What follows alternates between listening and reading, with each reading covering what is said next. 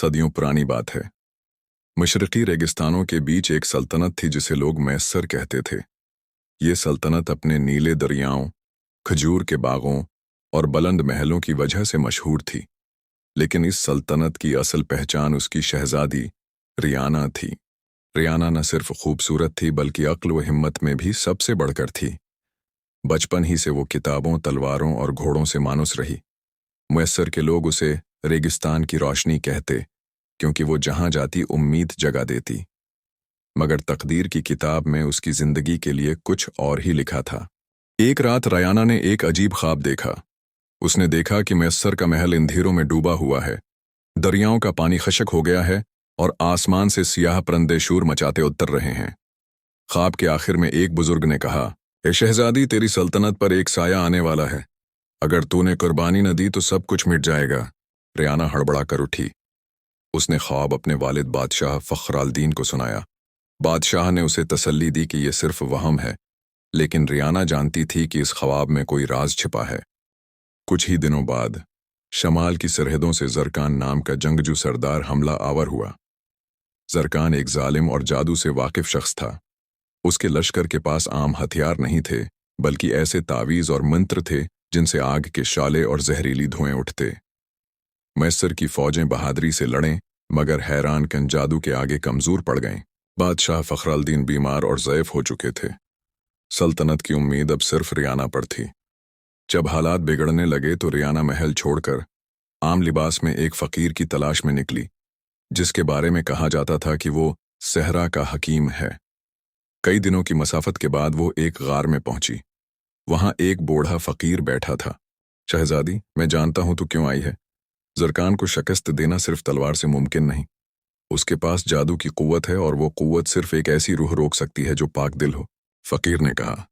रियाना ने पूछा, वो रूह कौन है? फ़कीर ने आहिस्ता कहा, वो तो खुद है, लेकिन उसके लिए तुझे एक इम्तिहान से गुजरना होगा। फ़कीर ने रियाना को एक नीला पत्थर दिया जिसे दिल मैसर कहा जाता था। ये पत्थर कई सदियों से सल्तनत का राज था। उसने कहा, ये पत्थर अंधेरों को रोशनी में बदल सकता है, मगर तब जब रखने वाला अपनी ज़ात को भूल जाए। तुझे वादी साया में जाना होगा। वहां 3 दरवाजे हैं। पहला दरवाज़ा खौफ का, दूसरा ख्वाहिश का और तीसरा कुर्बानी का। रियाना ने हौसला बांधा और अकेली ही वादी साया की तरफ निकल खड़ी हुई। पहला दरवाज़ा खौफ का था। जैसे ही वो अंदर गई, सामने शेर, उजदह और जंग के मनाजिर अभरने लगे। मगर रियाना ने दिल में कहा, मैं मैसर की शहजादी हूं। मेरा खौफ मेरे लोगों की बर्बादी है। सब मनाजिर गायब हो गए। दूसरा दरवाज़ा ख्वाहिश का था। वहां एक सुनहरी तख्त, कीमती ज़ीवरात और बेशुमार गुलाम उसके कदमों में डाले गए। आवाज़ आई, अगर तू चाहे तो दुनिया की सबसे बड़ी मुल्का बन सकती है। रियाना मुस्कुराई और बोली, मैं अपनी ज़ात के लिए नहीं, अपनी सल्तनत के लिए आई हूं। सब कुछ राख में बदल गया। तीसरा दरवाज़ा कुर्बानी का था। यहां सबसे कड़ा इम्तिहान था। उसे दिखाया गया कि अगर जरकान को रोकना है तो अपनी जान और ख्वाहिशें सब भूलनी होंगी। रियाना पत्थर के साथ वापस आई। जरकान ने सल्तनत के दरवाजे तोड़ दिए थे। आसमान स्याह हो चुका था। उसने कहकहा लगाकर कहा, शहजादी, हथियार डाल दो। मैसर अब मेरा है। रियाना आगे बढ़ी और नीला पत्थर बुलंद किया। आसमान से रोशनी उतरने लगी। जरकान के तावीज़ जलने लगे। उसके जंगजू अंधे हो गए। मगर इस पत्थर की ताकत को पूरा जगाने के लिए रियाना को अपनी रूह कुर्बान करनी पड़ी। उसने आहिस्ता कहा, मैसर के लोगों, मेरी कुर्बानी तुम्हारी आज़ादी है।